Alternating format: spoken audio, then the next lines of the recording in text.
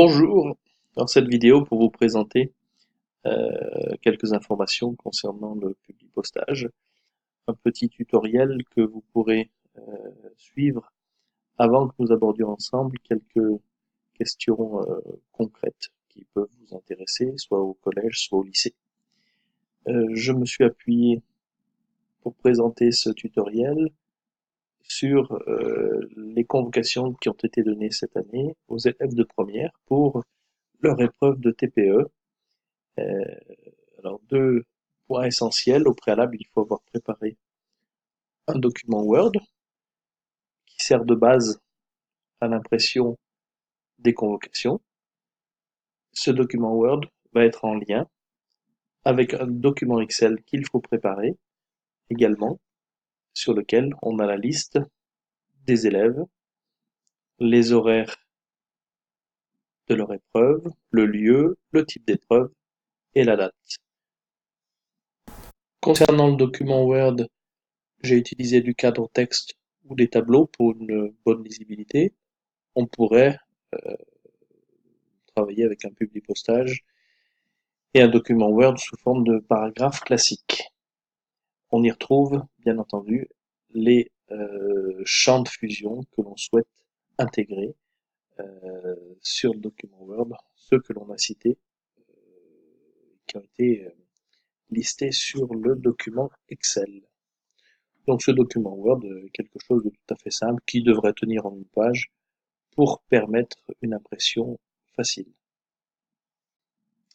Concernant le document Excel, il doit être créé de manière très simple, sans décoration, sans couleur, un tableau classique indiquant toutes les caractéristiques que l'on va exporter vers le document Word. Une contrainte et une obligation, il faut créer en ligne numéro 1 les champs de fusion. Champ de fusion, c'est le nom et prénom, l'horaire, le lieu, l'épreuve et la date. Ne créez rien au-dessus de la ligne 1, ni en dessous de la ligne 1, c'est-à-dire qu'on doit voir apparaître en ligne 2 l'ensemble des informations qui commencent à concerner le Publipostage. Je fais un enregistrement du document Excel, un enregistrement du document Word. Ces deux documents ont été insérés dans un dossier particulier. Il est important de laisser ces deux documents dans le même répertoire, même si vous avez à déplacer le document Word et le document Excel sur une clé USB, sur un disque dur externe ou éventuellement un autre ordinateur, maintenez-les dans un même dossier, puisqu'ils vont être maintenant liés et fusionnés l'un et l'autre. Alors concernant le Publipostage, on va rester sur le document Word et aller cliquer sur Publipostage, l'onglet Publipostage, et je sélectionne les destinataires. Utilisez la liste existante.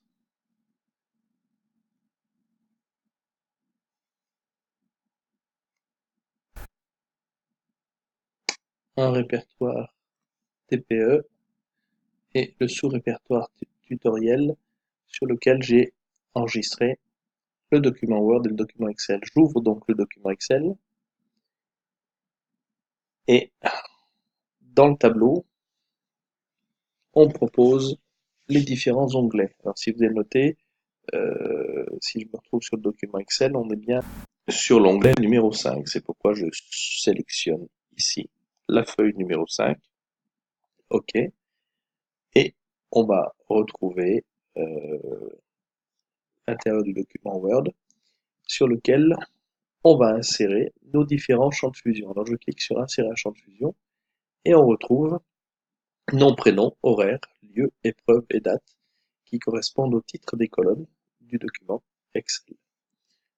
Le premier champ de fusion, c'est nom et prénom. Je descends sur la case épreuve et je vais sélectionner, alors c'est une autre fenêtre qui arrive, ça n'a pas d'importance, insérer, date. Alors soit je sélectionne insérer un champ de fusion, soit je prends le petit menu déroulant, mais le principe en est le même, la présentation est différente, mais le principe est identique. Horaire ensuite, et lieu. Alors, il est vrai que si dans votre document Excel, il y a des colonnes qui sont toujours identiques à elles-mêmes, notamment la date ou les épreuves, ou le type d'épreuve, ou la salle, on peut ne pas insérer un champ de fusion, mais mettre simplement à la place de date, considérer que toutes les fiches seront au lundi 18 mars 2019. Donc là, on n'a pas besoin de publier postage pour ça. Dans l'hypothèse où les élèves sont convoqués à des dates différentes, ça vaut le coup d'insérer ce champ de fusion date. Le publi postage est à présent terminé. Il suffit d'aller voir sur l'aperçu des résultats pour voir la fusion entre nos deux documents et on passe. Alors je vais ouvrir peut-être un petit peu plus là, cette fenêtre. Voilà, et on a la possibilité de changer de fiche et on voit les noms des élèves qui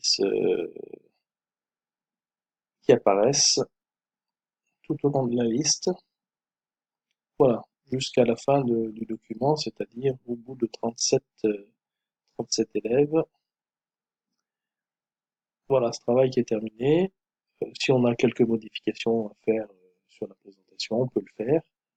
On enregistre ce document. La fusion est à présent terminée. On va alors imprimer le document. Alors, une remarque importante, on ne va surtout pas imprimer en faisant fichier imprimer, ça ne fonctionne pas. On revient sur public postage et on fait terminer et fusionner, imprimer le document. Alors, on imprime le document de 1 à 37 et soit on fait une impression papier, soit on fait une impression au format PDF, ce que je suis en train de faire.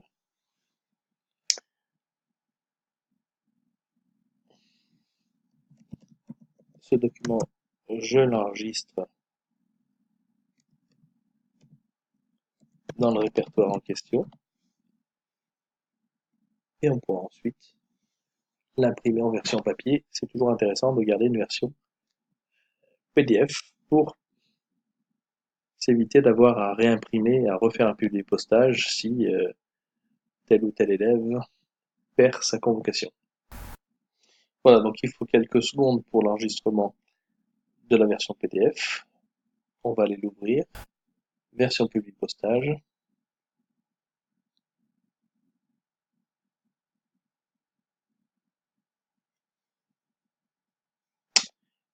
En réduisant la taille du document, on a ainsi nos 37 pages qui sont enregistrées. Et on a donc la possibilité ensuite d'imprimer en version papier. Voilà, ce tutoriel est maintenant terminé. Je vous souhaite une bonne lecture de ce document et puis à se revoir autour d'un cas concret pour vos différentes unités.